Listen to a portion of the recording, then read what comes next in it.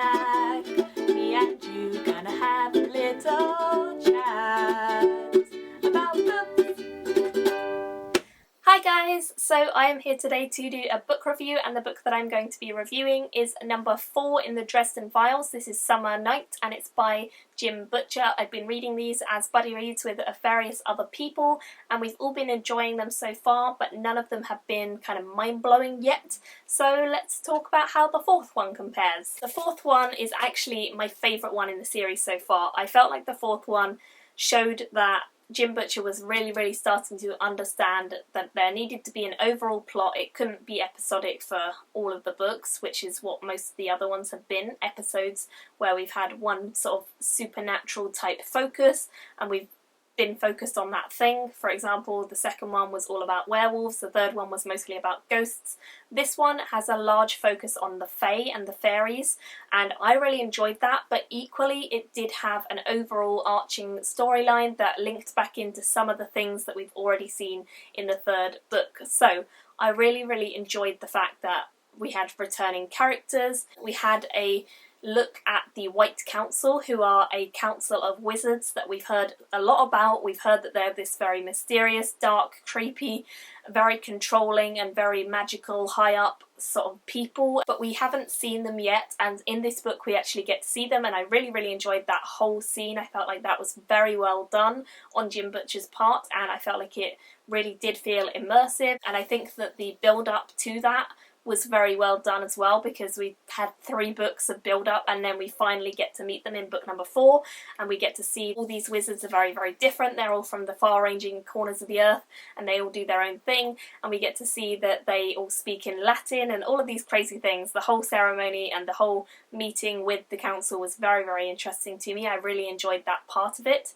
And then equally we have the whole plot of the fairies and the fae.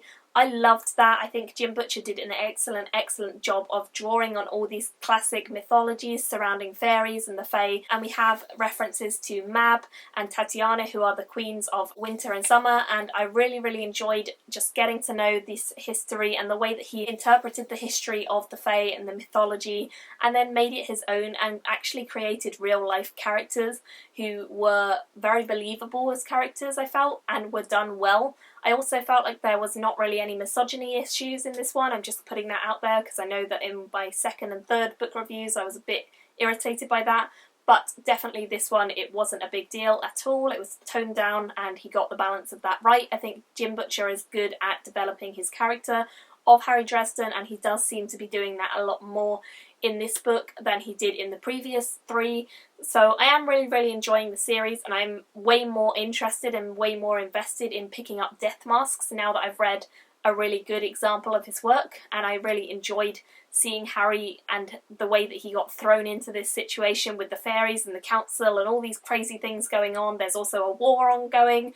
I won't say any more about that because that is in reference to the previous book, but you guys will find that out if you've read the series. So there's a lot that is going on in this book, and I felt like it wasn't really jumbled or confused, which is an issue I've had with the previous 2 books, was that they had moments where it was really jumbled and cluttered and things just did not make as much sense as they could have done, or were not explained in the quickest way, or did not really work for me. But this one, everything worked, everything was seamless. I felt like it was all very fun, it was all very fast paced, it was well written, it was enjoyable, and I liked all the characters. So yeah, definitely this one was my favourite one so far, and I'm very intrigued to pick up the next few now. I ended up giving this one a 4 out of 5 stars. I felt like it was very fun, it was easy to get through, and I really do want to know what's going to happen next now. I think it could be a really awesome series. It has the potential to go to an awesome series, but I haven't really seen that potential being pushed until this book, where I felt like he really did start to show there is an overall narrative. There is a lot of referencing to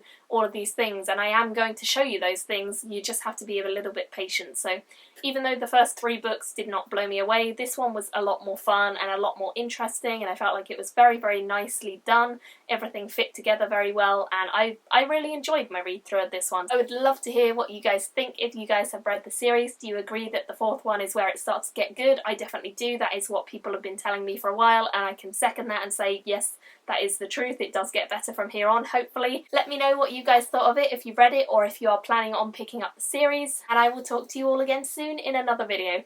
Bye! Me and you gonna have a little